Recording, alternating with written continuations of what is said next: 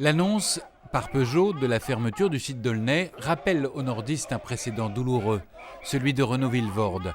Ils s'étaient battus jusqu'au bout, les 3000 salariés de Renault Vilvoorde.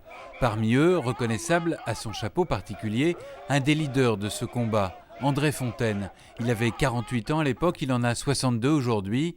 Il n'a jamais retrouvé de travail et vit toujours à côté de l'usine.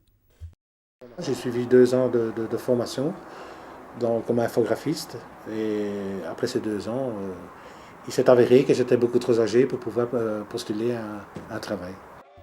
André garde toujours un sentiment de profond gâchis et la fermeture programmée de Peugeot-Aulnay lui rappelle un scénario de cauchemar.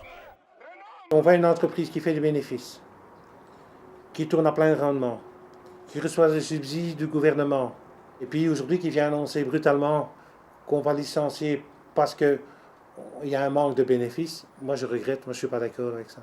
Et ça me révolte encore aujourd'hui. Les parallèles sont nombreux, une marque française qui ferme un site complet, des milliers de salariés concernés, un PDG convoqué par les politiques. Parmi les salariés, Benny, qui s'était battu contre la fermeture de l'usine, a retrouvé lui un emploi.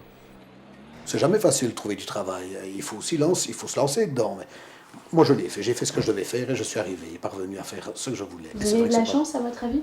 Oui, je pense, peut-être bien un petit peu de chance. Aujourd'hui, la ville tente de renaître du vide laissé par le départ de l'industriel. La fermeture de Vilvoorde reste un traumatisme dans l'histoire sociale belge. Désormais, les plans sociaux sont strictement encadrés par une loi baptisée la loi Renault.